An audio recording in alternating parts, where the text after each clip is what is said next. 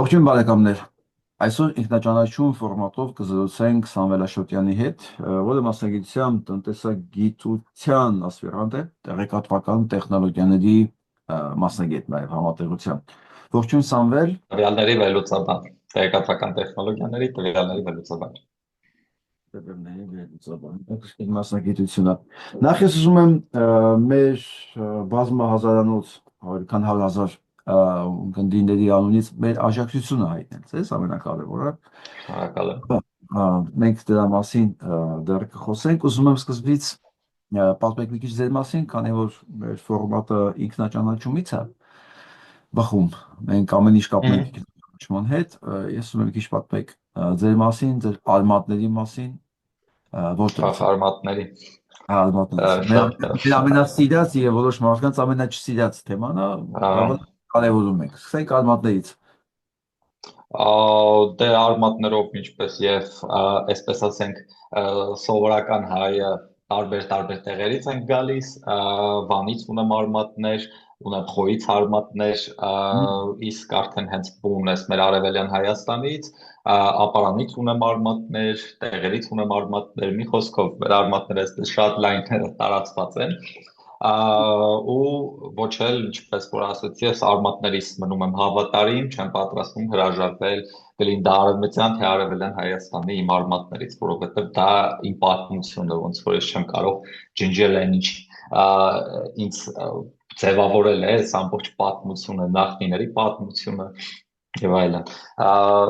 Եթե անմիջականորեն ինձ գանք, ուրեմն Սամվել Աշոտյան, ես 2016-ից 18 թվականներին ծառայել եմ զինված ուժերում, որից հետո 20 թվականին մասնակցել եմ կամավոր որպես մասնակցել եմ պատերազմի 44 օրյա, սովորում ու դասավանդում եմ համալսարանում, սովորում եմ ասպիրանտուրայում, դասավանդում եմ տնտեսագիտության ֆակուլտետում, ինչպես նաև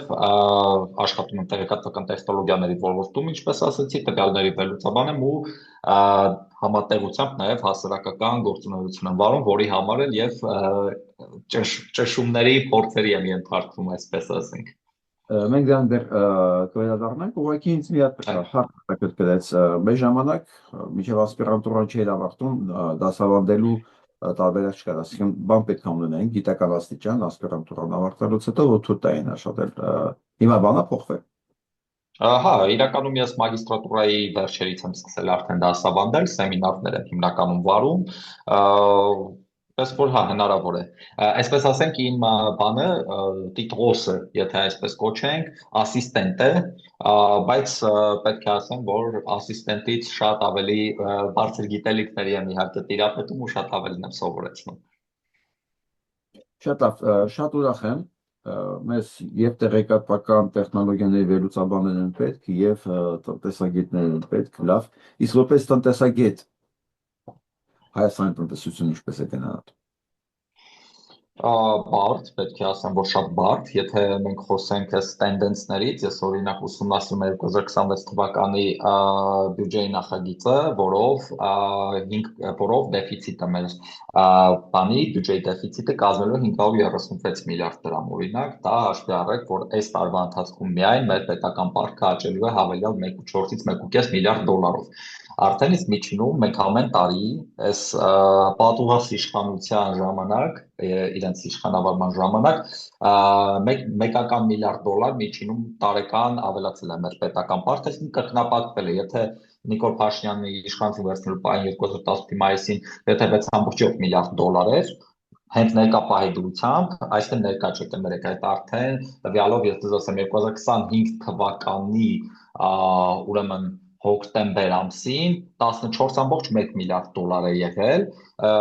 հաշվի առեք, որ այդ դեռ կաճի, դեռևս բանը ստատիստիկան չկա, թե որքան է հասել 2026-ի սկզբին, ինչքանի է հասել, բայց 2026-ին էլ գումարեք, որ այդ 1.4-1.5 միլիարդ դոլարը ավելանալու է, ինչը բերելու է արդեն 15 միլիարդ դոլարից ավելի պետական պարտքի։ Ինչով է սա վտանգավոր։ Սա վտանգավոր նրանով, որ պորտֆելային մեծ ռիսկեր է մեզ համար ստեղծում, հաջորդ պարտքերը, որոնք մենք ներգրավելու են, շատ ավելի թանկ են լինելու։ Եթե մենք համատենք 2018 թվականի հետ, ուղղակի զուտ համեմատություն ասեմ, եթե մեր միջին կշռադատված այդ կշռված տոկոսադրույքը կազմել է գրեթե 4%, եթե չեմ սխալվում, այս պահին թղթերը ձեռքս տակ չեմ, որ հստակ ասեմ, բայց այսպես ասեմ 7.5 այս պահին, այսինքն 3.5%-ային կետով աճել է, չէ, կրեք 5% էր, 2.5%-ային կետով աճել է, այդ նույնը, ոնց որ սովորական, եթե վարկառուն հաշվի առնենք, վարկառուն եթե ժամանակին վերցնում էր ընդունեք 20% տոկոսադրույքով, սկսի վերցնել 30-ով, այսինքն հստակ թանկացել է, ու պետք է հաշվի առնեմ այն փաստը, որ սրանք անընդհատ ներգրավում են նոր պարկ հին պարտավորությունները փակելու համար։ Այդ շարքից է օրինակ եվրոբոնդերը, որ նախորդ տարի դեռ իրենք 750 միլիոն դոլարի ներգրավեցին, հենց նախկին պարտավորությունները փակելու համար։ Այնպես որ Նիկոլ Փաշինյանը, որ ասում են այդ պարտքին չկարասում է զենք են քարել, ստում է, որովհետև ես այդ տվյալները հանել էի հաշվետվությունից ֆինանսի նախարարությամբ, հենց բուն ռազմական կարիքների բավարարման տրվել է ընդհանուր 3.4 միլիարդ դոլար, իսկ երբ որ ասում է, որ արցախցիների կարիքներն են հոգացել, կրկին ստում է, որովհետև արցախցիների կարիքների հոգմանը 260 միլիոն դոլար է ընդհանրապես հատկացվել բոլոր ծրագրերով, բոլոր ուղղություններով։ Այդ բոլորը հաշվետվություններից ես հանել եմ ֆինանսների նախարարության, ու դեռ մի բան էլ մենք պետք է հաշվի առնենք, որ տարբեր տեղերից են գումարներ եկել Հայաստան այդ կարիքների բավարարման համար արցախցիների, թե ինչ է եղել այդ միջոցները կամ կարող է ներառված են դրա մեջ, դա արդեն մի քիչ ավելի խորացված բան է պետք, տվյալներ են պետք, որոնց ես չեմ տիրապետում, բաց հարթակներում ամենայն դեպս չեմ գտել, որ հստակորեն ասեմ, բայց այն ինչ մեզ ներկայացնում են ընդհանրապես քարոզչությունն է, այսինքն մենք այնպիսի սիտուացիա ենք ինչ-որ պահի գալու, որ տեսնում ենք, որ Ռուսաստանը անընդհատ է տնտեսական ֆոնի վրա, այսպես ասենք, մեզ ճնշումների է ենթարկում, այդ կոնյակների խնդիրը կա, վարորդների Ռուսաստանի տարածքում գտնվելու խնդիրը կա, իսկ մեր տնտեսությունն էլ գաղտնիք չէ, որ շատ կախված է Ռուսաստանից, ու այս ամեն ինչ եթե մենք համադրում ենք իրար, ու այն փաստը, որ ռուս-ուկրաինական կոնֆլիկտով պայմանավորված Հայաստան շատ մեծ հոսքեր եկան, թե կապիտալի, թե ռելոկանտների, թե այս ոսկու, այս սխեմաները ոսկու վերարտահանման, այդ ամեն ինչը վաղ թե ուշ վերջանալու է։ Երբ որ դա վերջանա, այս աճը տնտեսական որակական չէ, ընդհանրապես քանակականը կառուցվածքային փոփոխություն չկա։ Մենք ստանալու ենք ոչ մի բան, մենք տեսնելու ենք, որ մեր պետական մեր արժույթը ազգային անկում է ապրում, դրանով պայմանավորված ավելի դժվարանալու է պարտավորություններ փակելու, մենք հայտնվելու ենք այսպես շատ ծանր իրավիճակում։ Ու իհարկե հնարավոր է դրանից խուսափել, բայց ոնց որ տենդենսները ցույց են տալիս այս իշխանության պարագայում, որ դրանից չեն խուսափելու։ Մի բան էլ նշեմ, որ այս մեծ պետական պարտքը ճիշտ ասած ես մի ուրիշ ֆակտորի հետ եմ կապում, որ անընդհատ աճում է։ Մի հոյակապ հեղինակ կա, Բրյուս Բուենոս, վերջերս սկսել եմ շատ ուսումնասիրել, շատ հետաքրքիր է, ինքը այնպիսի գրքեր գրել, ինչպիսին ուրեմն իշխանություն պահելու տրամաբանությունը, այսպես է կոչվում մեկը, մի գիրք էլ ուներ, բանի դիկտատորի ձեռքի գիրքը, Dictator's Handbook, այսպես են կոչվում, ուրեմն մեջ է ներկայացնում այս համակարգերը, ավտորիտար ու դիկտատուրաները, թե ինչպես են իշխանություն պահում, շատ հետաքրքիր բան կա մեջը, որ հասկանում ես այդ բանից, վերլուծությունից, որ շատ թանկ արժի պահելը ավտորիտար համակարգ։ Իսկ Հայաստանը կոնկրետ Նիկոլ Փաշինյանի մասին խոսենք, նավթային պետություն չէ, մենք նավթ չունենք, որպեսզի դիկտատորը կարողանա մեծ փողեր ծախսել այդ իր համակարգը պահպանելու համար։ Այնպես որ շատ շուտով խնդիրներ կառաջանան Նիկոլ Փաշինյանի իշխանության համար, որովհետև շատ հեռու չգնանք, այսօր պարզվեց, որ 3 միլիարդ դրամ տվել են միայն բաների համար, չէ՞, պարգևաճարների համար, չգիտեմ, պատգամավորները մեռան, այն որ կոտորվեցին կնոպկա սեղմելով, նախարարները կոտորվեցին թուղթ սևացնելով, բայց արդյունք չենք տեսնում, այսինքն թոշակառուներն ասում են 10.400 դրամն ինչ եք անելու, ոնց եք ծախսելու, բայց ասենք օրինակի համար նախարարին երբ որ 6 միլիոն դրամ փող են տալիս, դա իրանք գիտեն ոնց ծախսեն։ Այդ պարգևավճար բացի աշխատավարձից եւ 13-րդ աշխատավարձից, այդքան էլ Այո, պարգևավճար, միայն պարգևավճար։ Խայտառակություն է։ Ես այս կանխատեսումները ինչ որ դուք հիմա անում եք, ես ունեի 25 թվականի սկզբին, որովհետեւ եթե հիշում եք, արդեն պատել, որ արտաքին պարտքը սպասարկելու համար իրանց անհրաժեշտ է մոտավորապես 800 միլիոն դոլար այս տարի, որը պետք է սպասարկեին արտաքին պարտքը, պլյուս չկա ներքին արտադրություն մենք արտադրություն չունենք, եկամուտներն են պակասել եւ ամենակարևորը որ ինքնանք ոգևորված են ռելոկանտների եւ պատերազմի արդյունքում գործ խեմաներով Հայաստանով շրջանառվող փողի առկայությունից դրանց եկամուտները պակասել էր եւ իրանք ստիպված գնացին հարկային տերորից մանր բիզնեսներին գիտեք հարկեր ավելացնելու մարդկանց հարկեր ավելացնելու տարածքների վարձակալության գումարներն ավելացնելու մի խոսքով գնացին դրան ուզում էին նաեւ ավելացնել անհատական եթե հիշում եք, հարկերի հայտարարման process-ը, մի խոսքով այս ամեն ինչը պետքա բերեր, որ լոգիկայի սահմաններում պետքա բերեր սրանց կոլապսի, բայց տարեվերջում իրանք ոչ միայն կոլապս չեն ապրում, այլ մի 3 միլիարդ էլ բաժանվել իրենց, ոնց է հաջողվում եւս 1.5 միլիարդ դոլար պարկ վերցնել եւ փակել այս ամեն ինչը, ինչու են տալի վերջը Նայեք, տվողները խնդիր չունեն տալու հետ կապված, այսինքն քանի դեռ դու դեֆոլտի չես գնացել, խնդիր չկա։ Իհարկե տենդենսները գնում են նրան, որ մենք հնարավոր է եւ ինչ որ պահի դեֆոլտի խնդիր ունենք, բայց ով որ պարտքը տալիս, ինքը կստանա այդ պարտքը։ Այսինքն պետություն է, պետությունը ինչ որ բաներ ունի։ Դան ռեսուրսների կտիրանան, հա, խնդիր չկա, տվողը կտա, որովհետեւ դեֆոլտի պարագայում էլ արդեն իսկ դու քո այսպես ասենք առնվազն տնտեսական ու արժութային սուվերենությունը կորցնում ես, որովհետև գալիս են արդեն IMF-ից, քո կենտրոնական բանկի քաղաքականությունը ամբողջությամբ վերանայում են, իրենք ոնց ուզում վերաձևակերպում են, ու դու փաստացի հայտնվում ես այսպես քո սուվերենությունը առնվազն այդ արժութային քաղաքականության մասով, քո մոնետար քաղաքականության մասով կորցնում ես, այսինքն ով որ տալիս է փողը ինքը կտա, ինքը ռիսկին պատրաստ է, եթե տալիս է ու շատերը պատրաստ կլինեն դա ռիսկի գնալ ու հետո էլ գնալով արդեն ավելի թանկանում են, ինչպես ես նշեցի, բարգեր, այսինքն իրանք ավելի են շատ են ստանում դրա փոխարեն։ Այստեղ խնդիրը նրանում է, որ իշխանությունները պետք է կարողանան այսպես հիմնավորել, որ կարողանալու են փակել, երաշխավորել, որ ոչ մի բան չի տեղի ունենա եւ ամբողջ գումարը կվերադառնի։ Դեռևս Հայաստանի Հանրապետությունը իր բոլոր պարտավորությունները ժամանակին կատարում է։ Այսինքն այդպես է պարկ տվողի համար մեծ խնդիր չկա, իրենք էլի կտան, բայց այն ինչ վերաբերում է ու իրենք կարողանում են նաև թղթերով ցույց տալ, այսպես ասենք թղթերով հիմնավորում են, որ տեսեք մենք անընդհատ հնա աճ ենք ունենում, ու այդ հնայի այդ համեմատած պարտքը այդքան չի աճում։ Բայց մենք երաշխիք չունենք, որ հնան ինչ որ պահի չի կարող այդպես կտրուկ ընկնել ու մենք հայտնվենք կոտրած տաշտակի առջև, այսպես ասենք։ Այնպես որ տվողը կտա։ Խնդիրը այն է մենք հարցը քիչ որ պայք կարողանանք դա փակել, թե դա կդառնա արդեն մեր գլխին մի հատ նոր աղետ, որ Նիկոլ Փաշինյանն դեր մանավանդ 7.5%-ով, որովհետև 7.5% նույնիսկ Ամերիկայի Միացյալ Նահանգներում անհատին տվող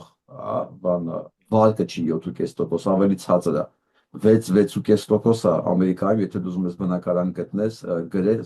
գնես, ասենք նույնիսկ commercial պարտքերն են, ասենք ավելի քիչ, 7.1%, 7.5% պետական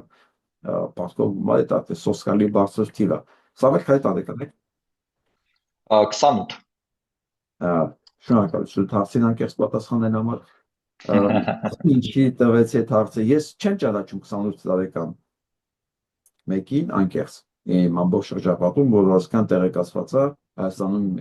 տիրող իրավիճակից եւ արդեն հասցրել է դառնալ ժամանակի իշխանության համար թիրախ, որի համար մենք ամբողջ համայնքից հայրենատերերի համայնքից մեզ աջակցությունն ենք հայտնում ձեզ։ Ինչի եք ձեզ ինքնական, հուսով եմ ինքնական եք ձեզ մտցրել ես ամեն ինչից, ինչու եք ինքնական ձեզ գցել մի տեղ, որտեղ շատերը խուսափում են ուղղակի լինել, հասկանալով հանդերձ, որ մենք ապրում ենք տոտալիտար համակարգում, նույնիսկ ոչ թե մենք Սերժ Սարգսյանի համակարգն ենք կորչում տոտալիտար, ես համեմատության համար կարող եմ ասել, Սերժ Սարգսյանը դեմոկրատ էր։ Ես դա ժամանակ ես ֆիլհարմոնիկ նվագախմբի դիրիժոր էի։ Ես հիմա բացառում եմ որևէ մեկը, որ կարող է լինի պետական աշխատանքի, պետական համակարգի աշխատող, պարտադիր չի նույնիսկ առաջի դեպք, աշխատող լինի բացահայտ քննադատ, ոչ թե թշնամի, ուղղակի քննադատ էլի իշխանություն։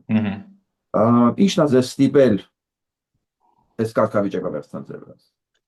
Նայք ասպեկ հուսամ ինքնակամ, ինձ լավ ճանաչողները գիտեն, որ իմ մոտ ամեն ինչ է ինքնակամ, ինձ ստիպել հնարավոր չի ինչ-որ բան, եթե ես չեմ ուզում անել։ Գիտեք, այնքան բան հարց է, նայք, ես դեռևս որտոր էի բանակից զորացվել, իհարկե դպրոցական տարիներից արդեն իսկ Ու ես զգում էի, որ ամենակարևորը, երկիրը երբ սկսեց, դա երբանից դուք այդ բանը որոշումը կայացեցիք, ի՞նչն էր պատճառը, դա էլ է կարևորի։ Մ, Հիմա հեսա գամ դրան էլ ուրեմն դպրոցական տարիներից արդեն իսկ բավականին այսպես ներգրավված էի այդ հարցերում այդ ցույցերին գնալ գնում էի այնտեղ բան կար 100-ամյակն առանց ռեժիմի շարժումներ կարծեմ դուք էլ եք դրան եղել այսպես շատ փոքր երեխայի դրան էի մասնակցում դրանից հետո էլեկտրիկ Երևանին եմ մասնակցել այդպես ինչքան ցույց լինում էր ես գնում էի Երևի տեղից է սկսել ձևավորվել այ ավելի շատ քաղաքացիական պատասխանատվության հարց են նրա հետ այդ անհաշտ լինելը նրա հետ այն ամենի հետ ինչ մեր պետությունում կատարվում է որից հետո արդեն բանակից ինչպես ասեցի նոր զորացրվել է երբ սկսվեց այդ Նիկոլ Փաշինյանի հեղափոխություն կոչված է հեղափոխությունը արդեն մարդու լեզուն չի պատտվում դա կոչի Մինչև այն պահը այդպես լիակատար աջակցեմ, որ ես դեռ փոքր էի, շատ բան չէի էլ հասկանում, բայց երբ որ Նիկոլ Փաշինյանը դուրս եկավ, ասաց կամ ես կլինեմ վարչապետ Հայաստանի Հանրապետության, կամ Հայաստանի Հանրապետությունը վարչապետ չունենա, հասկանալով, որ ինքը այդ բանի մեջ դնելով բոլորին պարզ է, որ ով որ առաջնորդում է, նա էլ պիտի լինի, չէ՞, ասենք հիմա բառ չկա, ես կարծում եմ, որ մտածում են ինքը չունի այդ ամբիցիան, այդ սպասելիքը, բայց երբ որ մարդ մի ամբողջ պետություն ու իրեն դնում է մի հարթության վրա ու ինքը միջև հիմա շարունակում է այն կոնտեքստում որ ասում է կառավարությունը ես եմ իր միահեծան իշխանության այսպես լկտի պահվածքը པարզ է դառնում որ ինքը այդ բանն ունի ինքը կարծում է որ ոչ միայն կառավարությունը ամեն ինչն է ինքը պետությունն է ինքը ու դա շատ ցավալի է այդպեսի ղեկավար ունենալը ինչ վերաբերում է ընդհանուր նաև ռուսոսն էինք հա, հիմա կաթողիկոսն է ուզում լինել, ուզում է վերապարել լինի ոնց որ թե։ Հետագայում արդեն ավելի պատերազմից հետո ավելի այսպես մտահոգ դարձա պետության ապագայը, որովհետև ակնհայտ է, որ մենք հայտնվել ենք այդ վերջին այդ անկախության տարիներից սկսած ամենա մեր ցածր կետում, մեր ամենախոցելի կետում ու այսպես մի կողմից մենք մեր կյանքի հաշվին, մեր երջանկության հաշվին, ամեն ինչի հաշվին, այսպես նստում տառապում ենք մտածում ենք, բայ ես ինչ անեմ որպես անհատ, բա մյուսները այս մեկն ինչ անում են, մեկն ինչ անում է, քաղաքական ուժն ինչ է մտածում ու տեսնում ես, որ չի դառնում, ոչ մի բան չի ստացվում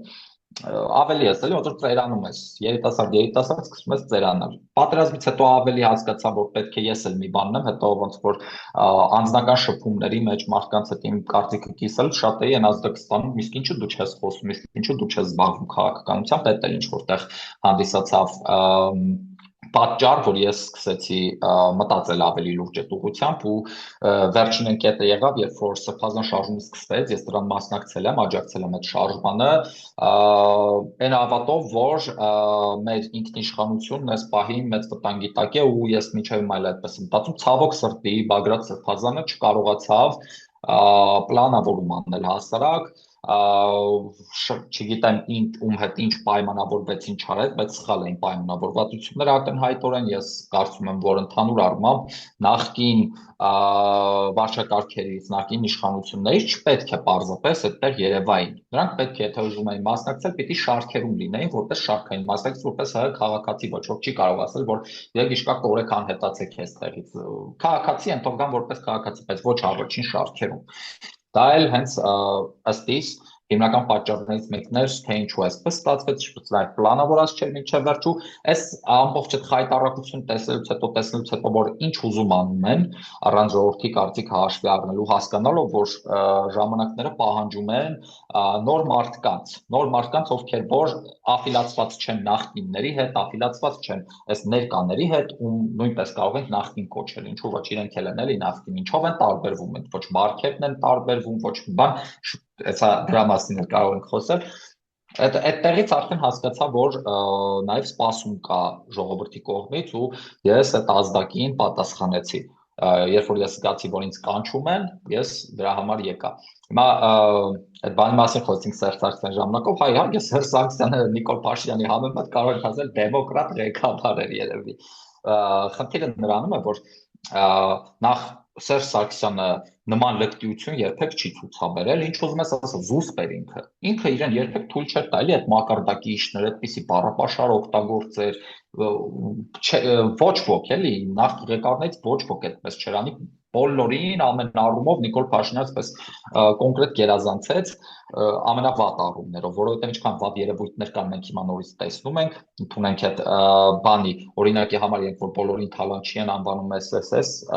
անիֆի գործ կա, որով այդպես 60-70 միլիոն դոլար հարկատուներից միջոցները պարզապես անհետացան, հոդս ցնդեցին ու ոչ ոք չի զբաղվում այդ հարցով, չկա մեղավորներ, որ մեկն ասես էլի, այնքան այսպիսի դեպքեր կարող ես բերել, նույն ընդդիմադիրների նկատմամբ ճնշումները, նույն ընդդիմադիրների վրա խուլիգանական հարձակումները, որ իրենք ասում էին մենք բան չենք անում, մուտ պադեզդում էին նախկինները ծեծում են, նույնն էլ դուք եք անում։ Հակոբ Կարապետյանի դեպքը Միժան ազգանունը մոռացա, մի խոսքով նախկին падգամավոր էր Իրան Հակոբյանի կարծեմ դեպքը ու Արթուր Չախոյանի վրա քանի հարձակում է տեղի ունեցել, այսինքն կան այդ արատավոր բաները։ Նիկոլ Փաշինյանը պարզապես եկավ քննադատելով Սերժ Սարգսյանի հակով կարած կոստյումը, հակավ պարզվեց իրեն ավելի է սազում։ Այդտեղ է բան ու ընթացքում էլ ավելի այսպես իրեն հարմարեցրեց այդ կոստյումը, հիմա էլ նոր ավելի լավ կոստյում է ուզում գալ, ինչպես Սերժ Սարգսյանի այդ ծիծակ գոլդ համարներն էին, չէ, 001 ու այդպես ասած, հիմա էլ ինքը այսպես ավելի տվեց անցավ, ուղղակի մեկ է դրել։ Ամեն ինչ ինչ տեսնենք, այդ տրենդը կա, որ ինքը շարունակում է, այսպես ասած, այդ ճակերտավոր պատվավոր գործը։ Շատ հետաքրքիր բառ օգտագործեցիք Սամվել ջան, որ դուք վաղուց անհաշտ եք եղել։ Մեր հայկյան պատգամը դեռ Սասունցի Դավիթից եկած պատգամը, ոնց որ ես պատգամում է դա անհաշտ լինելը, բայց ձևակերպած այսպես՝ մի անցիր թշնամու սրի տակով։ Մարդիկ դից անհաշտ, իրանք ծնվում են, թե դառնում են, ըստ քեզ, որպես երիտասարդ։ Մի քիչ բարդ հարց եք տալիս, ինձ թվում է։ Ինչքանով է կարևոր դա մարդու համար, մանավանդ տղամարդու համար, ինչքանով է դա կարևոր։ Դա շատ կարևոր է, այդ հարցին անդրադառնալով ծնվում են թե դառնում են, կարծում եմ երկուսից էլ կա, ես երևի փոքր ժամանակվանից այսպես մի քիչ անհաշտ բնավորություն եմ ունեցել, հետագայում էլ զգալով ինչ է կատարվում մեր պետությունում, իմ սիրտը ուղղակի ցավում էր այդ ամեն ինչի համար, որտեղ ես պատասխանատվություն եմ զգացել իմ պետության համար ու ընդհանուր առմամբ այս սերունդների գործի համար մեր ավակ սերնդի ովքեր որ իրենց կյանքի գնով ամեն ինչ տալով ու ժողովուրդը ընդհանուր առմամբ մութ ու ցուրտ տարիները բան անելով, այդ դիմանալով հանուն Արցախի ամեն ինչ տվեցին, իսկ մենք այսօրվա դրությամբ ես շատ մեծ ցավ եմ զգում, ինչքան հեշտությամբ կարողացանք հրաժարվել այդ մեծ այդ զողողությունների գնով ձեռք բերածից ու կարողացանք աչք փակել նրա վրա, որ հազարամյակների պատմություն ունեցող հայը այլևս չի ապրում այնտեղ։ Ինձ համար դա շատ ցավալի է։ Տշնամու թրիտակով ես ցավալիորեն պետք է ասեմ, մենք շատ հայրենակիցներ ունենք, ովքեր այնպես չէ, որ տխուր են անցնում, իրենք շատ ուրախ են։ Ինչ պակաս տշնամու թրիտակով անցնելը ադրբեջանական բենզին լցնելը, օրինակ։ Ինչ պակաս թրիտակով անցնելը, երբ որ տեսնում ես, որ հասարակության մեջ սկսում են այսպես բան անել, էլի, հենց ակնհայտորեն պրոթշնամական մտքեր են ծագում, օրինակի համար նույն Արցախում մեղադրելը, արդարացնելը բանին այս դեպքում victim blaming-ը չէ, որ զոհին սկսում են մեղադրել, այս դեպքում Արցախահային են սկսում մեղադրել ու ասում են, բա ինչի գնացել այդ մարդկանց հողում ապրում։ Այդ մարդիկ, երբ որ Արցախցին այդ հողի վրա ապրում էր, այդ մարդիկ դեռ մի քանի հազար տարի ունեին ձևավորվելու, մինչև պես ցեղախումբ դարձան, այսպես ազգ դարձան, այսպես ասենք։ Իսկ դուք մեղադրում եք այդտեղ այդ հողին կպած հազարամյա բնակչությանը։ Այդ ցավալի է, դա տշնամու թրիտակով անցնել է։ Սամվել, ես մտածում եմ, որ երևի դուք ավելի առաջ եք քաղաքական ձեր կարիերայում առումով, քան ես ինձ հետ եմ համատում, որովհետև եթե ես 18 տարեկանում ես Արցախյան առաջին շարժման մասնակիցներից էի, այսինքն ես այդ փուլին էի եկել եւ իհարկե մենք այդ ժամանակ արեցինք ինչ որ հնարավոր էր անել, երկրորդ փուլը, որ ես վերադարձա ակտիվ քաղաքականության մեջ, դա արդեն Ես ավելի հասուն տարիքում էի, մոտավորապես ասեմ, 40 տարեկանում, դուք այսօր 28 տարեկանում եք։ Ուզում եմ դուք ինքներդ ասեք այս հարցի պատասխանը, անհանգստությունն է շատացել, թե երիտասարդներն են ավելի ակտիվ եւ ավելի գիտակից, քան ասենք իմ սերունդը, հա։ Ես ուղիղ համատական, ես ուրախ եմ այս երիտասարդացման համար, հա, որ Հա, դա ասենք իհարկե դրական է։ դեկանում եք այն կարգավիճակում, որ ասենք ես ասենք եղել եմ ասենք 40-ից հետո, հա։ Գիտեք, ես կարծում եմ այդ նորմալ է այն առումով, որ նայեք, ես երբ որ գործունեություն սկսել եմ,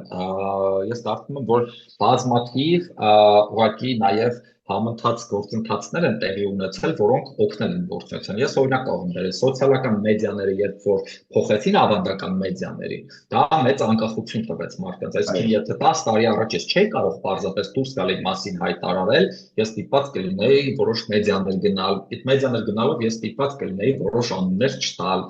որոշակի կաշկանդվածություն ունենալ։ Ես ընդհանրապես իմ հարթակներում կաշկանդվածություն չունեմ, ոչ անուն տալու, ոչ որևէ բան թաքցնելու։ Ես կարող եմ ուղիղ անկեղծ ազնիվ իմ կարծիքի մասին խոսել ու հենց դա էլ եղավ այդ գրավական այդ հաջողության, որ մարդիկ սկսեցին տեսնել, որ մարդ կա, որ այս թիմի անդամ չի, այն թիմի անդամ չի ներկայացնում այս օլիգարխի շահը, այն հարուստ մարդու շահը ու իր կարծիքն է արտահայտում անկեղծ։ Ու այդ անկեղծությունը ամենամեծ այդ հաջողության բանաձևն էր, էլի, ես այդպես եմ կարծում։ Ինչ վերաբերվում է այդ շուտ սկսելու, կարող եմ ասել, հա, երիտասարդության շրջանում իրականում բավականին այսպես շարժեր կան, որովհետև մենք պետք է հաշվի առնենք, որ Հայաստանում ձևավորվել է անկախության սերունդը, այն մարդիկ են, ովքեր հենց անկախ Հայաստանում են ծնվել, ու իրենք ավելի կապված են, ես կարծում եմ, այն առումով, որ ինչպես դա ասեմ, արդեն իրենք ուրիշ կերպ չեն կարող իրենց կյանքը պատկերացնել, եթե մի քիչ ավելի մեծ սերունդների մեջ շատ կան չեն շերտեր, որ ասում են, սովետի ժամանակ ավելի լավ էր եւ այլն, ինչ որ նոստալգիայով հիշում բան ունեն, այս սերունդը պատրաստ է, ես կարծում եմ ամեն ինչ տալու հանուն այդ անկախության, որովհետև սա այն է, ինչ իր կյանքը ձևավորել է ու ինքը շատ մեծ պես կապվածություն ունի հենց անկախ ապրել, որովհետև իհարկե մենք այս պայդրությամբ մի քիչ զգուշությամբ երևի կխոսենք ինքնիշխանության, անկախության մասին, որովհետև տեսնում ենք բոլորս ինչ իրավիճակ է, բայց մենք փաստաթի ունենք այն պետությունը, որ այդ հիմքն է, որի վրա մենք կարող ենք հզորացնել այն ինչ ունենք։ Մեր ուժեղ կողմերը ավելի ուժեղացնել, մեր թույլ կողմերի վրա աշխատել։ Այդ առումով երիտասարդությունս կարող եմ ասել, որ այո, ինքը ինքնիշխանության համար շատ սրտացավ է, ուղղակի խնդիրը մի քիչ այնտեղ է, որ մի քիչ այս process-ներից քաղաքական մարդիկ բան ունեն, էլի, վախենում են սրա մեջ մտնել շատ հաճախ, մտահոգվում են, որովհետև նա փաստացի ես մտա, ես խոսեցի, իմ ազատ խոսքի իրավունքը փորձեցի սահմանափակել։ Այս բայդրությամբ արդեն հայց կա ներկայացված իմ դեմ, դեռևս այդ ծանուցում չեմ ստացել, բայց տեսել եմ դատալեքս համակարգում կա, ու գնալու եմ բանի դատական այդ գործի Ալեն Սիմոնյանի հետ։ Հետաքրքիր է, մեկ երեք է դա մասին մանրամասն խոսենք, որքանով է ըստ ձեզ այդ տեղեկատվական տեխնոլոգիաները ազդում քաղաքականությամբ զբաղվող եւ հետաքրքրող մտահոգվող մարդկանց տարիքային նվազումը։ Ես Հայաստանի համար եմ ասում, ես աշխարհի համար ես իմ վերլուծություններն ունեմ, որտեղ ես տեսնում եմ ինչա կատարվում, ասենք Պաղեստինի դեպքի հետ կապված, Իրանի դեպքի հետ կապված, Հայաստանից ես ընդհանրապես գաղափար չունեմ ինֆորմացիա։ Որքանով է տեղեկատվությունը Հայաստանում ստիպում, որ երիտասարդներն ավելի ակտիվ ներգրաված լինեն։ Դա գիտեք, մի քիչ մենք պետք է այն հաշվի առնենք, որ աշխարհը փոխվել է, Հայաստանն էլ է այդ փոփոխությունը գրել են առումով, որ նայեք, հա, միանշանակ կա, օրինակի համար այսօրվա դրությամբ ես կարող եմ տրամադրությունները զուգտիմ սուբյեկտիվ ընկալումներով ասել, որ մարդիկ ավելի հակված են ոչ թե լսել ինչ-որ մեդիաների, ոչ թե լսել ինչ-որ պաշտոնական տեղեկատվության, նաև այդ պատերազմից հետո այդ պաշտոնական ապատեղեկատվությունն է դրան շատ մեծ ազդեցություն ունեցել, այլ իրենք ունեն մարդիկ, օրինակ դուք ձեր լսարանում եք, այդ մարդիկ ձեզ են հավատում ու ձեզ են լսում դրա համար։ Ես ունեմ իմ լսարանը, իրենք ինձ են հավատում, ինձ են լսում, այդպիսի բաներ կա, այսինքն տեղեկատվությունը մի քիչ ավելի ազատ է ու մարդիկ մարդու են ավելի շատ վստահում ու վստահում են իրենց են լսում։ Ինչ վերաբերվում է հենց այդ բաներին, չգիտեմ, այս արհեստական բանականության գործիքներ եւ այլն, իհարկե, եթե դու դրանք օգտագործել գիտես, օրինակ ես հենց համալսարանում սովորեցնում եմ դրանց հետ օգտվել դրանցից, դրանք գործածել նրա համար, որ օգուտ քաղես։ Եթե մարդը գոնե մի քիչ գաղափարներ ունի, կարող է օգտագործել նրա համար, որ տարբերակի ճշգրիտ ինֆորմացիան, դեզինֆորմացիայից, քարոզչությունից եւ այլն եւ այլն։ Այսինքն մեր երիտասարդությունը իրական պետք է ասեմ, որ բավականին արդեն այսպես զարգացած է, բավականին առումով առաջ է գնացել ու բավականին հասկանում է։ Նիկոլ Փաշինյանը ամենաքիչ աջակցություն, ես սոցիալական հարցումներից տվյալներ եմ ասում, իր Հանրապետական ինստիտուտի ամենացածր իր աջակցությունը երիտասարդների շրջանում է։ Ու դա պատահական չէ, պարզապես մեր մի քիչ ավելի տարիքով մեծերին շատ ավելի հեշտ է խաբել էլի սուբյեկտիվ ու օբյեկտիվ պատճառներով։ Ու Նիկոլ Փաշինյանի մոտ դա ստացվում է անել։ Հետո էլ ոնց որ այդ մեծ սերունդը, քանի որ տեսել է էլի այն նախինների ժամանակվա այն արատավոր բարքերը, վատ երևույթները արհամարանքը, իրենք որ արդեն իսկ տենում են ասֆալտ է արած, արդեն ասում են, այս ի՞նչ լավն է Նիկոլը, մեր համար ասֆալտ արեց, կամ արդված Նիկոլը շատ լավ օգտագործում է իր էմոցիաները, օրինակ ասում է, բայ ոնց եմ ես ձեզ սիրում։ Ինքը երբ որ ասում է, մեր տարեցները հալվում են ուղակի, որովհետև մնացած իշխանությունները միշտ արհամարանքով են իրենց վերաբերվել։ Նիկոլ Փաշինյանը դա էլ է լավ օգտագործում։ Նույնիսկ PR գործիքակազմը, որ Նիկոլ Փաշինյանն օգտագործում է երիտասարդներին շուրջ հավաքելու համար, այդ երկերի առումով եւ այլն, առնվազն դրական իմիջ ստեղծելու համար, որը իրականում բավականին էֆեկտիվ գործիք է։ Այսինքն հենց Նիկոլ Փաշինյանն է այդ բաներն էլ է օգտագործում գործիքակազմը երիտասարդության համար, բայց ես պետք է ասեմ, որ տրամադրությունը շոշափելով երիտասարդությունը ամենաանհաշտ շերտերից մեկն է, կարող է այդպես չբարձրաձայնի դրա մասին չգոռա, բայց կա այդ անհաշտությունը միանշանակ։ Եթե գանք տարեցներին, հա ինքը կարող է ասել, դե ես ձեզ սիրում եմ, իսկ կողմից էլ ասում եմ, բայց ձեր ինչին է պետք։ Ինչ է փոխելու կյանքում 10,000 դրամը կամ 20,000 դրամը։ Դուք մեկադանով ձեր ինչին է պետք, հա, այսինքն դուք այդ 3 միլիարդ ավելի շատ մեզ է պետք, քան այդ 20,000 դրամը ձեզ։ Դուք մեկը մեռնելու եք, հա, այս զմեր չէ, մյուս զմեր ձեզանից բան չի մնալու, բայց հետո էլ ավելի լավ, մի քիչ մրսեք կմեռնեք, շատ բյուջեից քիչ կգնա, մենք ինքնապարգևատրվենք, ինչ ա եղել, որ հիմա վերադառնանք ամենակարևորին, ինչի համար մենք այսօր ձեր նկատմամբ հալուցած քրեական գործի։ Մի քիչ պատմեք ինչպես դա սկսեց։ Քրեական չի, քաղաքացիական է։ Քաղաքացիական հայտ են ներկայացրել այն առումով, որ ամենասկզբից սկսենք։ Ուրեմն 2-3 ամիս առաջ վիդեո են տեղադրում, որտեղ ասում են, որ Ալեն Սիմոնյանին Հայկ Սարգսյանը մեղադրում է կազինոների հովանավորության մեջ, որտեղ գրում է այդ վիդեոն, ուրեմն Հայկ Սարգսյանի ուղի խոսքն է, հղում են կատարում իրեն, որտեղ ասում է, որ ինքը իրեն կարգապահական տույժ է նշանակել այն ժամանակ, Ալեն Սիմոնյանն է նշանակել, երբ որ ինքը կազինոների տուրքերը երկու անգամ բարձրացնելու օրենքի նախագիծ է մտցրել ու մամուլը լայ շրջանառություն ունեցավ այնպես թեզը, որ դրա պատճառով է իրենց կոնֆլիկտը։ Վերջերս երկրորդ անգամ Հայկ Սարգսյանը բողոքում էր, այն որ չվերցին են կպցուցակ, ասում է դա այն օրենքի նախագծի համար է, որով ես երկու անգամ բարձրացնում եի տուրքերը այդ կազինոների խաղային ոլորտի ընդհանուր առմամբ, այսինքն ինքը ուղղակիորեն բան է անում էլի ասում է, որ կա այդ կազինոների հովանավորությունը կա։ Հիմա այստեղ այս իրավիճակում,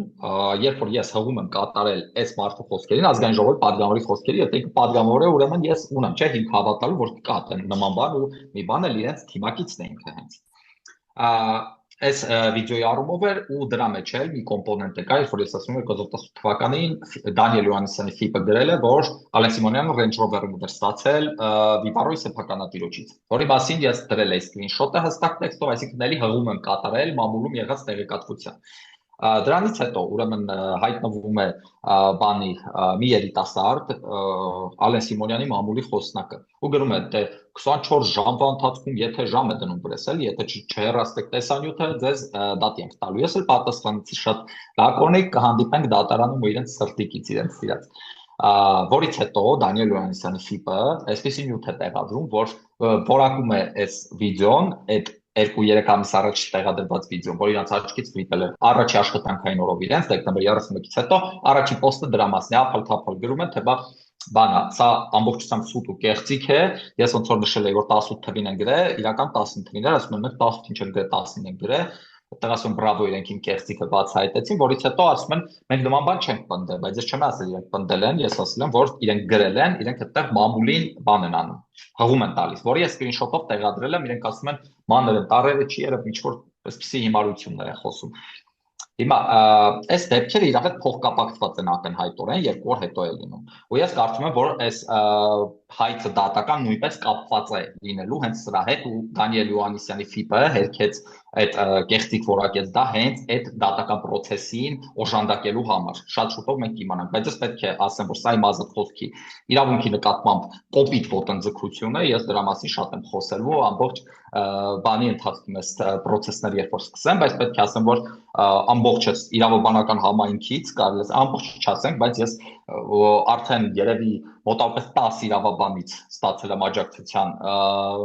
բան, այդ խոսքեր ու ասել են, որ իրենք պատրաստ են, պատրաստակամ են զբաղվել այս հարցով։ Ես ստացել եմ աջակցության խոսքեր բազմաթիվ մարդկանցից, ես կարող եմ առանց բանալու ասել բազմահազար մարդկանցից, անգամ ես ժամանակին փողոցում քայլում էի, բայց կարող է պատահել մեկ մարդիկ է մոտիկանում, օրինակ բարևում է Սամվել ջան, քո գործունեությունը հետևում ենք եւ այլն, հիմա ես վերջերս դուրս եկա երեկոյան զբոսնելու ու 3 հոգի արդեն մոտիկացան մի օրվա ընթացքում ինձ աջակցության խոսքեր ասացին, արա գնա առաջ եւ այլն, այսինքն երևում է, որ այստեղ մարդիկ կարող է եւ իմ գործունեության նույնիսկ այդքան էլ համաձայն չլինեն, բայց մենք սոլիդար ենք հարցում, որ սրանք արդեն համահանում են։ Այսինքն միտեղ եթե նայում ես էլի բաներ, կարող էին սխցնել մյուսների քաղաքական ճնշումներն ու հետապնդում որ նախկին են կոռուպցիոներ թալանչի, հիմա էլ եկել ինձ են կպել։ Որ ձեռնելիներ իհարկե ինձ են նախկին թալանչի կկոչեին էլ ինչ է եղել։ Հասկանալի, հիմա այս տենդենսը, որ Ալեն Սիմոնյանը փորձում է սրանաձեռքով մասնավորապես Դանիել Հովհաննիսյանը դարձել է իրենց գործիքը, տարբեր ակտիվություն ցուցաբերած մարդկանց դատարաններով վախեցնելով, ճնշելով, ինչպես իմնիմի տղաներին, սա ինֆորմացիոն առումով իրան ինչ է տալիս, բացասական թե դրական ինչ։ Բացասական image միանշանակ։ Նայեք, կոնկրետ իմնիմի տղաների առումով պետք է նշեմ իրենց քաղաքական հայացքներով շատ տարբեր ենք, բայց ես իմ աջակցությունն եմ հայտնում տղաներին, որտեղ շատ մեծ անարդարություն է ինչ որ իրենց հետ կատարվում է, որովհետև հայհոյանքի համար ԱԱԾ շոուով տանում են ու կալանքն օգտագործում են որպես պատժի միջոց, բայց դա խափանման միջոց է, թե ինչ կապ ունի դա մենակ իրենց հայտնի, դա բացահայտ քաղաքական ճնշում է ու շատ կոպիտ ճնշում է։ Իրենք քաղբանտարկյալներ են այս պահին։ Ուրեմն, ինչ վերաբերում է հենց բանի մասով, որ ասում եք ինֆորմացիոն, քանի որ ես տարբեր շրջանակների հետ շփումներ ունեմ, հասարակության շրջանակների նկատի ունեմ, հասարակության տարբեր շերտերի, այնպիսի մարդկանցից ովքեր միշտ այսպես հականախտինական եւ այլն այդ բանի մեջ են եղել, որ անընդհատ ինչ բան է լինում Նիկոլին պաշտպանում, ասում են նախկին։ Այս պահի դրությամբ դեք խոսում ասում են, բայց անարդարություն է տեղի ունեցել, արդեն գալիս է ու ինձ էլ ոնց որ այն բանում, որ դու էլ զգուշերի քեզ էլ չտանեն։ Այդ կոնտեքստում այսինքն հանրության մեջ գնալով ավելի ու ավելի հստակ է դառնում, որ այդ դեմոկրատիայի այդ ժողովրդավարական բաստիոնը դա ընդհանրապես հիմարություն ու խոսքեր են, էլի դրա տակ իրականում ավտորիտար բարքեր են ու տոտալիտարիզմի ձգտող ղեկավար, բայց ես նյութի սկզբում նշեցի, որ Ջուս Բուենո կա որ ներկայացնող բաները ավտորիտարիզմը թանկ հաճույք է, դիկտատուրան շատ թանկ հաճույք է։ Իրենք այդքան ռեսուրս չունեն, որ անեն, այսինքն վաղ թե ուշ ինչ որ բայր են կորցնելու են իշխանությունը։ Մենք նույն դեպքերով օրինակ Իրանում տեղի ունեցող, մենք տեսանք, չէ, սոցիալական բունտից ամեն ինչ սկսվեց։ Ու եթե Հայաստանում էլ սոցիալական բունտ մի հատ էլ հաս ունենա, դա շատ այսպես երանգներ է ստանալու զանազան ու անկասկած այդ դեպքում իրենք չեն կարողանալու պահել իշխանությունը։ Իսկ ինչպես ես տեսնում տրամադրությունը 26 թվականի ընտրություններին ընդառաջ դու ունես ինչ որ ստատիստիկա։ Ստատիստիկա։ Գիտեք, ունեցած ինֆորմացիաների հիման վրա։ Նայեք, ես այսպես որ ասեմ, ես վերջին այդ իրի տվյալներն եմ որ նայել, կարող եմ տեսնել, որ Նիկոլ Փաշինյանը 12% աջակցություն ունի, իհարկե դա այդ թրիփից առաջ է, ես ենթադրում եմ, որ այդ օգոստոսի 8-ի պայմանագիր կարող է ինչ-որ բենեֆիտներ էլ բերել Նիկոլ Փաշինյանին մի կողմից։ Մյուս կողմից այսօր օրինակ տեսանք, որ արդեն ինչ-որ փաստաթղթեր ստորագրվել ինչ էր արել, ես ճիշտ ասած փաստաթղթի էությունը լավ չհասցա, հիմա կարող ենք դրա մասին մի քիչ խոսել։ Ես առաջ տողից արդեն կասկածներ առաջացավ իմ մեջ այնքանով, որ այդ թղթի մեջ կներեք մի հատ ես այդ մասը Հիմա ասեմ, այդ բացել էի, ինչներից հետաքրքիր, ասում է այս փաստաթուղթն ուրվագծում է Թրամփի ուղի հանուն միջազգային խաղաղության բարգավաճման իրականացման շրջանակը։ Այս շրջանակը չի առաջացնում եւ միտված չի առաջացնել իրավական հանձնառություններ կամ պարտավորություններ Հայաստանի կամ ԱՄՆ-ի համար։ Չկա իրավական այդ բանը։ Էլի ես ենթադրում քարոզչական ինչ-որ հնարք է, հենց իր բանը բարձրացնելու համար։ Կբարձրացնի, ես կարծում եմ, որ մի 15-16% հնարավոր է ունենա, բայց դա շատ քիչ է իշխանության մեծամասնություն ձևավորելու համար։ Հիմա ինչ պետք է ինքը անի, այն ինչ արեցին Էջմիածնում ավելի մեծ մասշտաբներով կամ այն ինչ մենք շատ անգամներ ենք տեսել, օրինակ Սերժ Սարգսյանի ժամանակով, որ լույսերն են անջատվում, ինչ որ խժդժություններ են տեղի ունենում ընտրատեղամասերում, ես կարծում եմ մենք ականատես ենք լինելու ընտրակեղծիքների այս տարի, ու շատ կոպիտ ընտրակեղծիքների։ Որպես տեղեկատվական տեխնոլոգիաների վերլուծաբան, դու կարող եք ասել, դու դեպք իրար հետ համեմատել, երբ որ ինքը նույն ռեսուրսն օգտագործվեց երկու տեղով, երկու մասով, Գյումրիում եւ Փալաքալում ինքը պարտվեց երկու տեղներ։ Երբ որ նույն ռեսուրսներն էր կենտրոնացել Վաղարշապատում պարտվեց, բայց քանի որ համայնքը խոշորացված էր, այն մյուս համայնքի սուպեր կերծված ձայների շնորհիվ վերեց ինքը 50 պլյուս սարքեց իր ձայները։ Նա մենք գիտենք, որ դա հաճույք է։ Ինքը ունի այդ ռեսուրսը, որ 2000 ընտրատեղ ամբասվելաս։ Նայեք, գիտեք, այստեղ խնդիրը նրանում է, որ եթե պետք է ռեսուրս, կմեծացնեն ռեսուրսը, այդ մի կետային այդ մի տեղում կարող են ռեսուրս մոբիլիզացնել, այդ թեկուզ եւ 2000 ընտրատեղամասերի համար մենք օրինակի համար շատ տեսել ենք, չէ, ընդունենք նախկին այդ իշխանությունների ժամանակ, երբ որ մարդիկ կային, ովքեր իրենց համար էին աշխատում, ձայներ էին հավաքում եւ այլն եւ այլն։ Ես համոզված եմ մենք դրան էլ ականատես կլինենք այս տարի, մի քիչ ուրիշ կարող է ձևերով, բայց դրանք էլ կլինեն այն մարդիկ, որ բան են անում, ինչպես ասեմ, այդ որ տասորդկաներով են զբաղված, այսպես ասենք, այդ ընտրությունների ժամանակ, կարծում եմ, որ իրենց համար կաշխատեն, դա էլ է ռեսուրս, ու ես արդեն տեսնում եմ ինչ-որ այդ նախադրյալներ, որ կարող են նման բան տեղի ունենալ։ Այստեղ ինչ վերաբերում է իրենց, նայեք, իրենք քանի որ այդ բանը չունեն աջակցությունը, հենց լայն ժողովրդական աջակցությունը չունեն, այդ ռեսուրսները կենտրոնացնելու են, լիքը փող են կենտրոնացնելու, որ կարողանան այդ 2000 ընտրատեղամասերում իրենց ուզածին հասնել։ Այ օրինակի համար, չգիտեմ, պարգևավճար ընդունենք դպրոցի ուսուցիչներին կտանք, ասում դեք մարդիկ լավ են աշխատել, պարգևավճար են տվել։ Այսինքն մի քիչ ավելի բան ձևեր են իրենք օգտագործում, զգուշավոր, այսպես ասենք, բայց ընդհանուր առմամբ բնույթը նույնն է լինելու, մոլորություններ են լինելու, շատ կեղծիքներ լինելու։ Ես իդեպ իմ վիդեոներից մեկում մեկ ամիս առաջ տեղադրված ասացի, որ Ալիևը շուտով կսկսի բաց թողնել հայգերիներին բանի ընտրությունը ապահովելու համար Նիկոլ Փաշինյանի, ու այսօր արդեն նյութը եկավ, որ ես շատ ուրախ եմ, որ մեր եղբայրները Բաքվից վերադառնում են, դեռևս 5 հոգի են, իհարկե այդ ռազմաքաղաքական ղեկավարությանը չի վերադարձնի Ադրբեջանը, ես կարծում եմ, այսինքն Բակո Սահակյանին, Արայիկ Հարությունյանին, մյուսներին, ովքեր որ այդ բարձր պաշտոններ են զբաղեցրել, իրաց չի վերադարձնի, բայց հասարակ այդ զինվորներին, ովքեր գերեվարվել են Խծաբերդից կամ այլ տեղերից, իրենց կվերադարձնեն, նպատակը նա է, որ Նիկոլ Փաշինյանի վարկանիշը բարձրացնեն ընտրություններից առաջ։ Հիմա Ինչի է տեսնում ենք։ Ինչ ըստ ձեր պատկերացումների եւ տվյալների ընտրակաշարք կամ չգիտեմ նման ակցիաներ մարդու մոտ բթացնելու է էգզիստենցիալ խնդրին նկատմամբ ունեցած մտահոգությունը արդյոք համարժեք են կարող ասի դե լավ կարևոր է այսօր չգիտեմ 50 կամ 100,000 դրամ կամ չգիտեմ ինչքան ես ստացա այդ ոչինչ որ վաղը կարող է ստանից զրկվեմ հայ երեխեքիս կյանքից զրկվեմ իմ ապագայից զրկվեմ դրանք համարժեք է ցավալիորեն այդ պատկերացումը մեր մեջ չկա որ այս էգզիստենցիալ վտանգների առաջ ենք մենք կանգնած որովհետև Նիկոլ Փաշինյանն անընդհատ ազդակներ ուղարկում իրենց քեֆերով բարերով որ ամեն ինչ արդեն լավ է չնայած որ հարևան Իրանում մենք տեսնում ենք, որ արդեն երկար ժամանակ է անհանգիստ է, շատ անհանգիստ է, մենք չգիտենք վաղը ինչ կարող է լինել, մենք տեսնում ենք, որ արդեն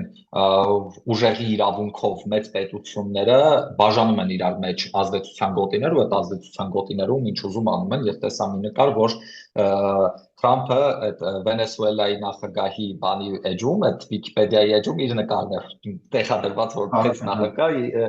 չհասկացա ինչ է, բայց ինքը իր էջում է տեղադրել էր, էլի։ Այսինքն մենք տեսնում ենք էլի, որ աշխարհը ինչ որ այսպես անհանգիստ վիճակում է ու աշխարհակարգի արդեն վերաձևակերպումը տեղի ունենում, վերաձևում է տեղի ունենում, ինչպես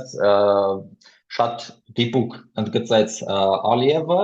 դու կամ սեղանի շուրջ ես, կամ սեղանի վրա ես մենյուում։ Այսինքն, այս բայդրությամբ Ադրբեջանը սեղանի շուրջ է, մենք մենյուում ենք։ Ու այդ կոնտեքստում, երբ որ իրենք խոսում են խաղաղություն է եկել, ուրախացեք, բան եւ այլն, մեկ այն մի կողմից Սալավյովն է սպառնալիքներ մեր հասցեին հնչեցնում են, դուք կողմից Ադրբեջանը, վաղը նոր սպառնալիքներ են մեր վրա հասնելու, այսինքն մենք չգիտենք ինչ է լինելու, այսօր մենք ստացանք այդ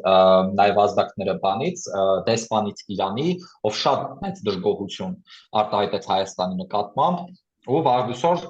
Իրանը, ով մեզ ակնհայտորեն բարեկամ պետություն է, բարեկամ ժողովուրդ է, կարող է ինքն էլ մեզ դիտարկել որպես ուտելիք, ու ինքն էլ ուզի սեղանի շուրջ լինի։ Հասկանում եք, այստեղ խնդիրը այդտեղ է։ Ու մեզ ուտելիք են սարքել, մեզ սպառողական հասարակություն են ուզում սարքել, ոչ մի տեսլական չունեցող, իսկ գիտեք, իրենք պնդում են, որ այդ դեպքում մենք կկարողանանք հանգիստ խաղ ապրել, բայց նման բան չկա։ Սպառողական հասարակություն սարքելուց հետո մեզ վրա է հասնելու նոր աղետը, նորանոր աղետներ ես կասեի։ Այնպես որ մենք վտանգավոր, շատ վտանգավոր ժամանակներ ենք մուտք գործել ու ինչպեսի իրավիճակում ենք դուրս կգանք այդտեղից, արդեն մեծ հարց է մեզանից կախված, միայն մեզանից կախված։ Իսկ երիտասարդության շրջանում այդ սպառողականությունը առաջնային է։ Չէի ուզենա ընդհանրացնել ասել բոլոր շրջանում, բայց մենք ունենք բավականին սպառ հատված, ում համար այո, սպառողականությունը առաջնային է, ցավալիորեն, ու իրենք այսպես ասենք ապոլիտիկ են, իրենք ինչ լինում ասենք քաղաքականությամբ չենք հետաքրքրվում, չենք զբաղվում, բայց պետք է ասեմ, որ այն մի հատ ահագին հատվածը ունենք, ովքեր շատ սրտացավ են, շատ մտահոգ են ու իրենք մեր հույսն են, այսպես ասենք։ Ինչ է առաջացնում էմոցիոնալ առումով այն խոսքը, երբ որ մարդը ինքը ասում է ես քաղաքականությամբ չեմ զբաղվում։ Այդտենց նման բառականներում այդ մարդկանց ինչ ասելու կարիք եք զգում։ Ոչ մի բան, ինչ ասես իրեն։ Իրականում, գիտեք, ես այն մտքին եմ, որ քաղաքականությամբ զբաղվելը լավ մի կողմ, որ իրենք քաղաքականությամբ զբաղվել են ամեն ինչն ասում ես քաղաքականությամբ հետաքրքրվել են, գոնե քաղաքացիական դիրքորոշում էլի ունենան։ Որպես քաղաքացի դիրքորոշում ունեցեք, որովհետև դա ձեր պետությունը ու պատասխանատվություն եք կրում այս պետության համար։ Այդ պատկերացումներն էլ այդքան չկան, սրտացավություն չկա, որովհետև ամեն մի սանտիմետր է այս հողի մենք պետք է զգանք, որ այդ մեր սեփականն է, ոչ թե մեր քթից այն կողմ բան չտեսնենք, ասենք թե լավ է, հերո էր, Արցախում էր, ինչ որ միտեղ էր, մեր տներին հասնելու դեռ շատ կա,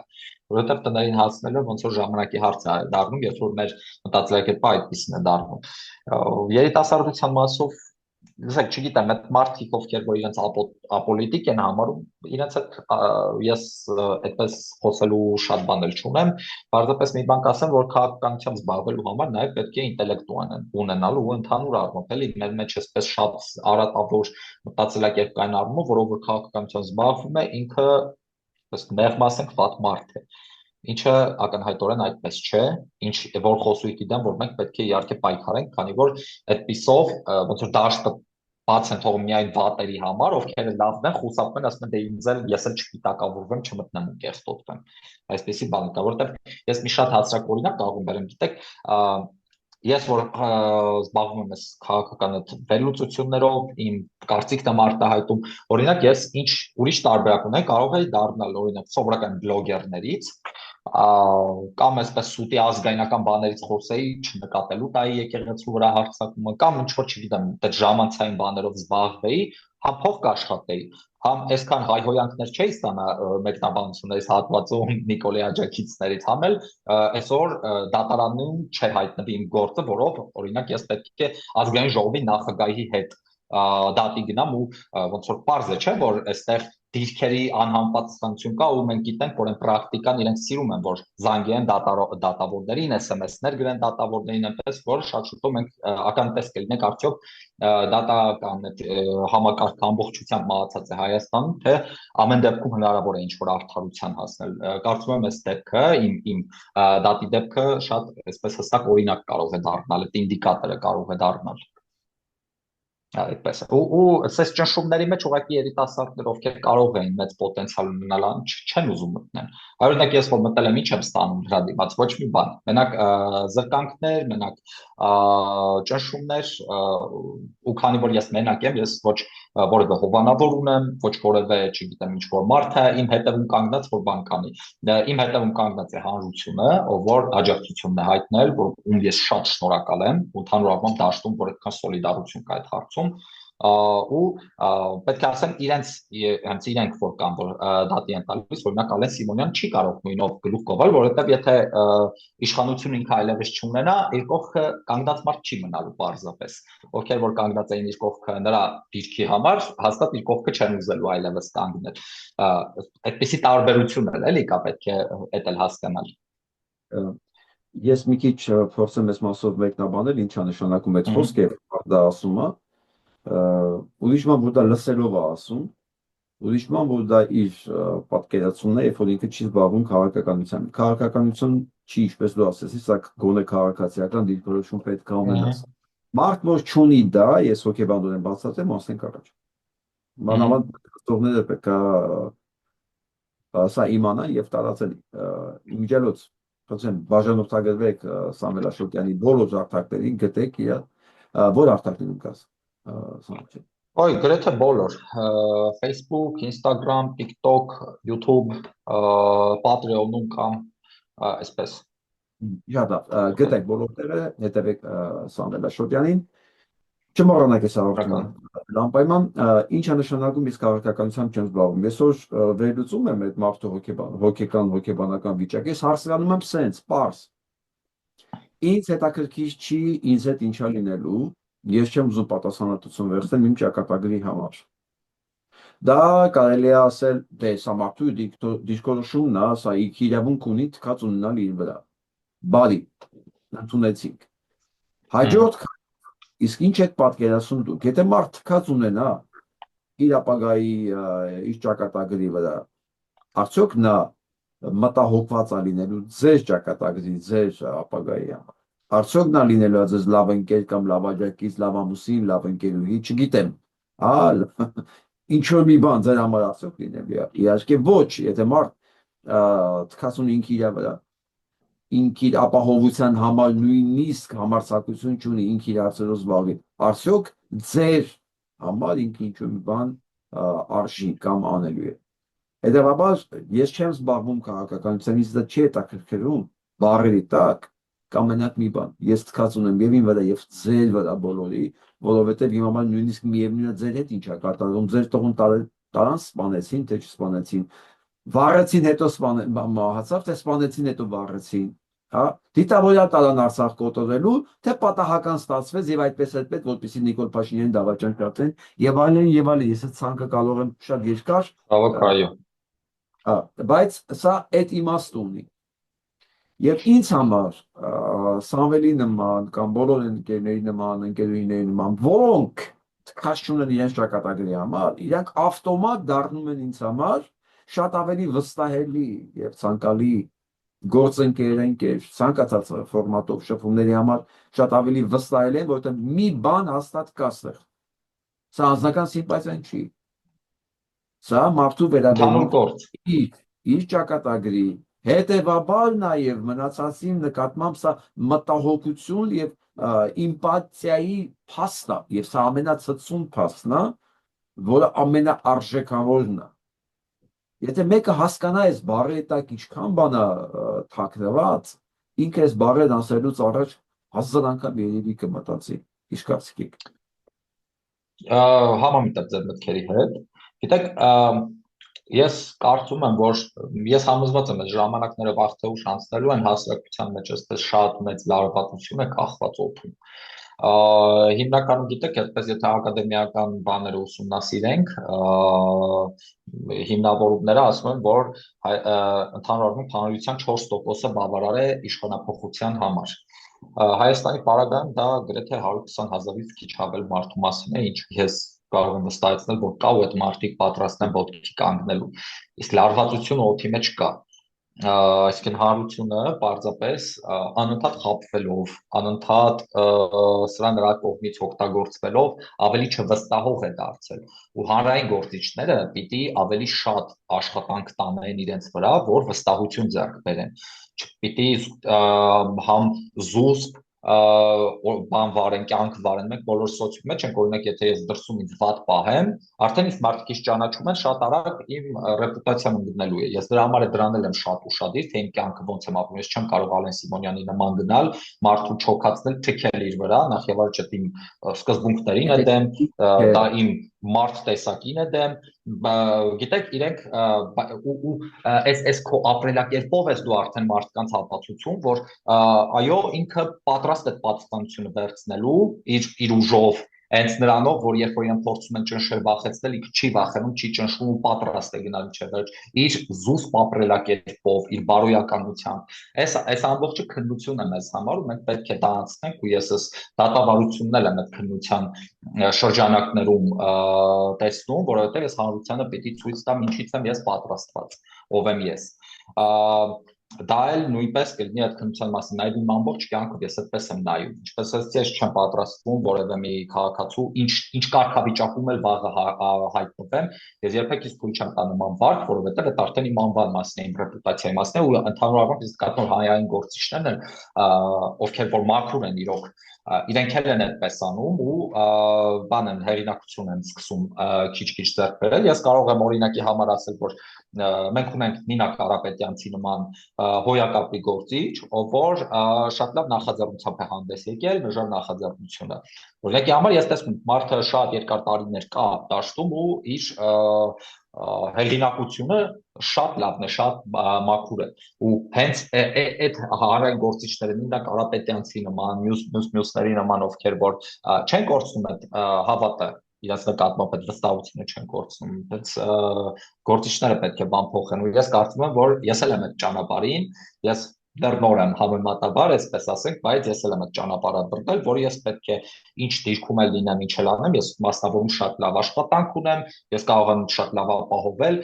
ոնց որ այս պահի դրությամբ այսպես ասեմ, հաստատ մանդատի կռիվ ես չեմ պատրաստվում անել զուտ այդ աշխատավարձի համար, որովհետև իմ աշխատավարձը առնվազն ավելի բարձր է, քան դրանը։ Այսինքն այստեղ այդպիսի հարցեր են գալիս ու դա էլ է հիմք տալիս քեզ նրա համար, որ ժողովուրդն է տեսնի, որ այսպես չտես սոված չես էլի, ինչպես շատերը, որ գնում ես երկրին կտնես ու երկրի ռեսուրսն ուտես, այլ գնում ես տալու, գնում ես քո կրթությունը, քո գիտելիքները նվիրելու պետությանը ու պետությունը այս իրավիճակը ցանել, ոչ թե քո անձնական առաջտանելու պետությունը։ Համենայն դեպս ես այդ հավատով եմ առաջ շարժվում ու կարծում եմ, որ եթե մարդիկ այսպիսի միանան մենք միանանք իրար, փոփոխությունները անխուսափելի են, հենց հայ ազգն ազդակը կստանա, որ առաջնորդություն ձևավորված է։ Ու այդ առաջնորդության մեջ այս մաքուր հանրային գործիչներն են, չգիտեմ, ռազմական գործիչներն են, մյուս ոլորտի գործիչներն են, բժիշկներն են եւ այլն եւ այլն։ Դա արդեն ազդակը կլինի, որ հայ ազգը կիմանա, որ արդեն գլուխը ձևավորված է։ Այդպես։ Ու կլինի, ես հավատ ունեմ, որ դա էլ կգա։ Ժողովուրդը սպասում է առաջնորդների, ժողովուրդն անընդհատ սպասում է առաջնորդների, ու այդ առաջնորդները այդ քննության մեջ են, որ պիտի հանրությանն ապացուցեն, որ այո, իրենք վստահելի են ու ժողովուրդը պիտի դուրս գա, իրենց հետևից գա, որովհետև շատ է խաբվել ժողովուրդն էլ ու ավելի զգուշավոր, ավելի այսպես ուշադիր է դարձել, որովհետև նույնպես շատ լավ է, որովհետև այն ես շատ ուրախ եմ, որ այն մտայնությունները դուրս եկել, մենք ոնց որ երբ որ բաներ Սերժի ժամանակ ասենք ով ուզում է լինի Սերժը չլինի, չէ՞, ու մենք ստացանք թեկին, որ Սերժը չէ։ Մենք պետք է հաշվի առնենք, որ Նիկոլից ավելի վատն էլ կարող է լինել, այնպես որ սխալ է այդ վտայնությամբ գնալ, որ ով ուզում է լինի Նիկոլը չլինի, չէ՞, մենք պետք է իմանանք ով է լինելու, ու այդ ով որ լինելու է ինքը պետք է լավը լինի։ Իրոք պետք է շատ լավը լինի։ Մենք իմանանք, որ ինքը այս խնդիրները լուծելու է Հայաստանի Հանրապետությունը այս օղակից, որ անդադ սեղմվում է, դուրս է հանելու ու որակապես նոր համակարգ է ստեղծելու, որակապես նոր պետություն է ստեղծելու, որ մենք թողնելու բան ունենանք սերունդներին, ոչ թե այսօր լավ ուտենք, խմենք, այսօր ապրենք, այսօր ստամոքսներս լցնենք, տվաղն ինչ կլինի հետ, կամ մեզանից հետո թեկուզ ջրհեղեղ։ Շատ լավ, Սամվել, ինչքան հետևորդ ունեք, մոտավորապես։ 18,000 մոտավորապես ունեմ Facebook-ում, 8,500-ից ավելի մի քիչ TikTok-ում, գրեթե 7,000 Instagram-ում, YouTube-ում քիչ ունեմ։ Հայ որ YouTube-ում shorts ֆորմատները լավ չեն աշխատում, այնտեղ երևի տես 1,500-ի կարգի, բայց պլաններ ունեմ YouTube-ի ալիքն էլ քիչ ուրիշ ֆորմատով ակտիվացնել, բայց ինչպես նշեցի, քանի որ համաշխատում եմ, այս համալսարանի հարցերը շատ այսպես կողքից էլ հանդիպումներ եւ այլն, մի քիչ դժվար է բան անելը, տեղավորվել երբեմն վիդեոներ դրա համար երկար ժամանակ աղջիկցեմ, շատ զբաղված եմ լինում, բայց հենց մի քիչ ազատ ժամանակ կարողացա բան անել, YouTube-ով էլ կզբաղվեմ, ոնց որ նպատակ ունեմ գրքերի այսպես անալիզ անել, այսպես ասենք, գրքեր քննարկելու, շատ հետաքրքիր ֆորմատ կլինի ու նաեւ գիտակցական մակարդակը բարձրացնելու ընդհանուր առմամբ հանրության համակարգային գրքեր եմ ուզում էլի, ոնց որ ուսումնասիրության դնել նույն Բրյուս Բուենոյին ու մասին նշեցի։ Ես ինչի համար եմ հարցնում, որ միշտ դուք հարցին եք պատասխանում, ես մտածում եի այն մասնավորապես 2000 ընտրատարածքի հետ կապված, որ իրանք արդյոք այո, օգտագործելու են անպայման իրենց ռեսուրսը, այդ մեր ասած 10 շիկների, եւ ես մտածում եմ, որ անկախ նրանից դուք ինչքան ունեք հետևորդ, ես ինչքան ունեմ, մնացած ակտիվ երիտասարդները ինչքան հետևորդ ունեն, մենք պետք է փորձենք ստեղծել մեր հարթակը, որն էլ իր գործը պետք է անի ընտրություններից առաջ եւ ընտրությունների ժամանակ։ Դա նշանակ պետք է աշխատանք տարվի։ Այո, մենք հələ ֆորմատի մասին մի քիչ երևի կմտածենք, բայց այդ միտքը առաջացավ իմ մեջ եւ ընդհանրապես այս հարթակը պետքա առանց ուշացնելու այսօրվանից սկսել ձևավորել, որպեսզի դա, ասենք, մայիս ամսին գոնե արդեն ինքը զգալի բան ունենա, հետևորդների քանակ ունենա եւ հետևորդներ ունենա։ Եվ մյուսը դեռ հոգեոր հարթակը ծրագիրը կա երեկվանից իմ գրքի մեջ, բայց դրա մասին հիմա ես չեմ խոսի, դա շատ ծավալուն թեմա է։ Ես ուզում եմ ձեզ հարցնել, եթե մենք որոշենք մեդիատրանս այս բանում տարածքում մենք հարթակ ենք ստեղծում, որը գտնում է մոտավորապես հենց եմ պատկերացնում, ամեն մի ռեգիոնում, ամեն մի ընտրատարածքում մեր աջակցին, մեր հետևորդին։ Հիմա դա կլինի ձերը, իմը կամ ընթացքում մեր ով կմիանա։ Եվ մենք կարողանում ենք բոլորին հավաքել միտեղ եւ ասենք ինչ որ մի ձևով մասնակիցը դառնել ինֆորմացիոն առումով, ստուգելու, հետևորելու, հա, ասենք աջակցելու առումով, ինչ է պատկերացնում, մենք կարող ենք նախ մասսայականություն ապահովել, որը շատ կարևոր է մասնակցության,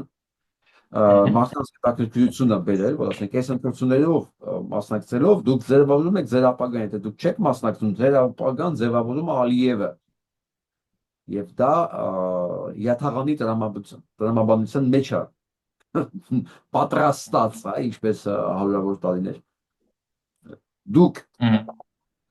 ուզենայիք այդ հարտակի մի մասը լինեիք, ակտիվ մասնակցեիք այդ գործում։ Ինչը որ վերաբերում է այդպիսի նախաձեռնություն ունենակ ընտրություններին, որ մարդկանց ձայները տեղ հասնեն կամ ինչ բանով հարցով որ կարողանան աջակցություն հայտնել, այսպես քիչ թե շատ մաքուր ուժերին, որոնք որ գալիս են, իրենց ձայնը պաշտպանելու, իհարկե ես պատրաստ եմ։ Շնորհակալություն։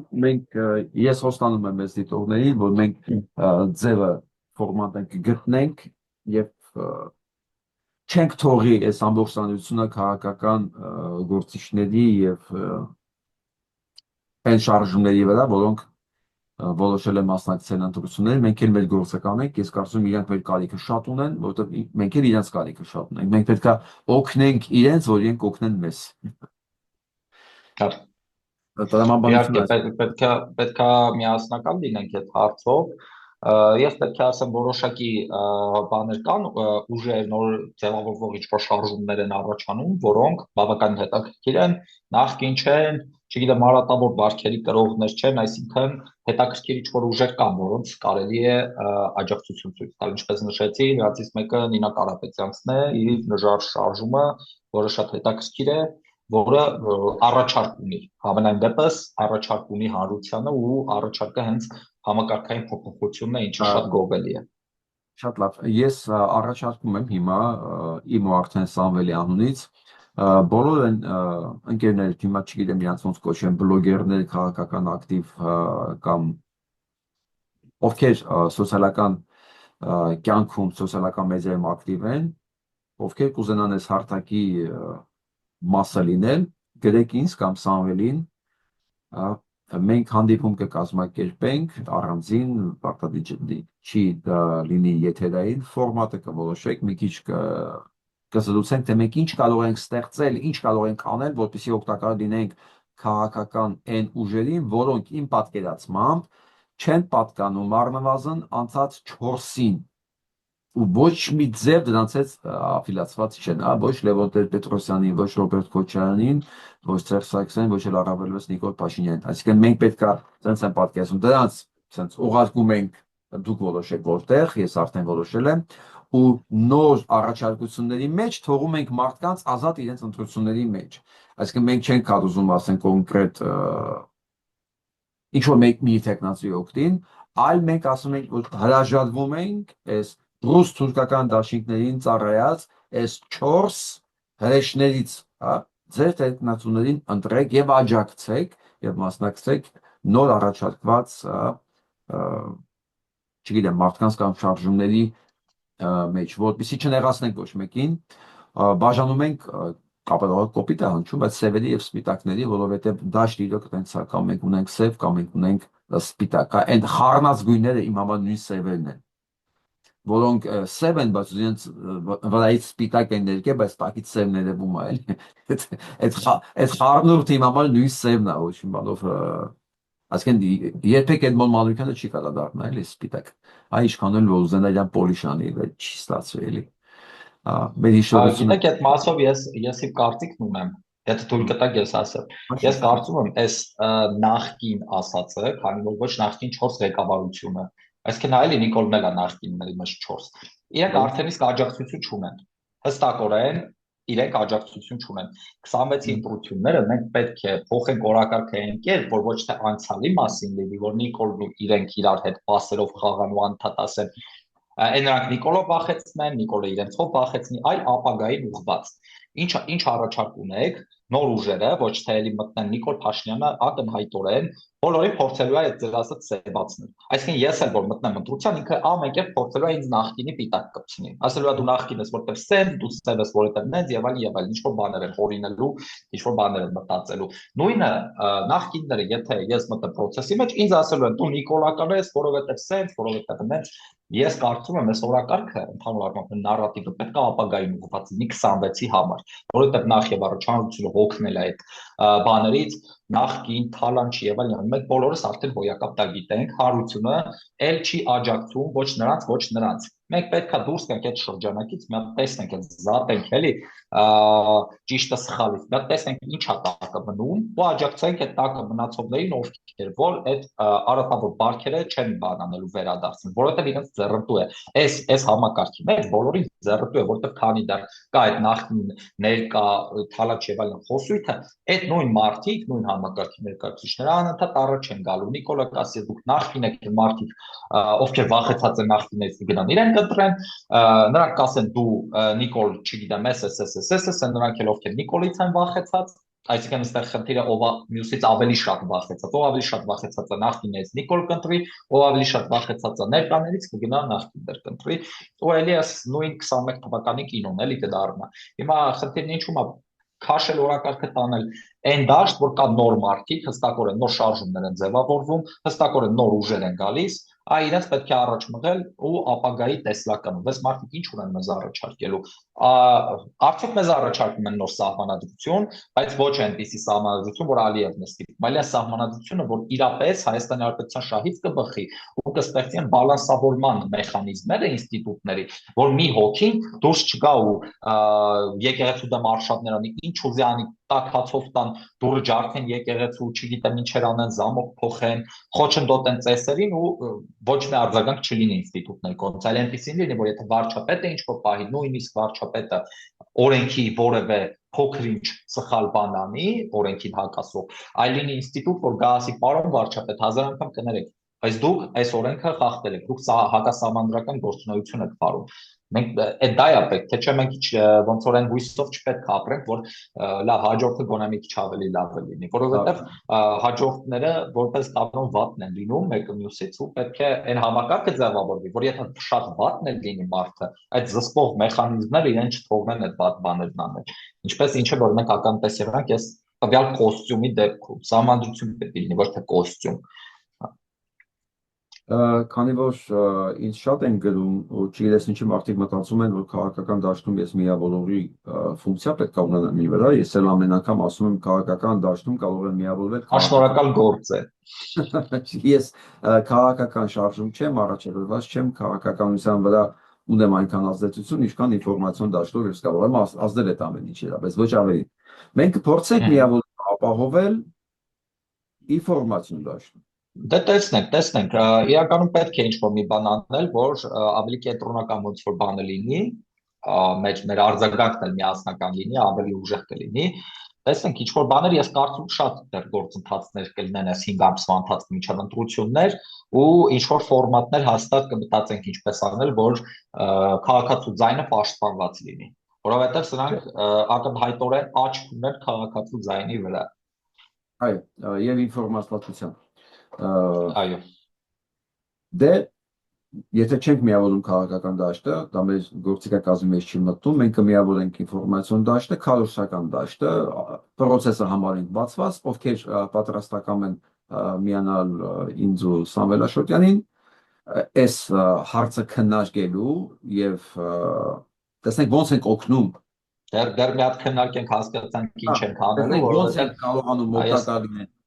Որովհետև ես իհարկե առանձին իմ գործը կանեմ, ես վստահ եմ Սամվելն էլ առանձին իր գործը կանի, մնացածն էլ առանձին իր գործը կանեն, բայց վստահ եղեք, եթե մենք հանկարծ միասին անենք այդ բանը, ինքը երկրաչափական եւ բան ունի, պրոգրեսիվ կունենա վստահաբար էս էֆեկտի իմաստով էլի։ Համաձայն եք։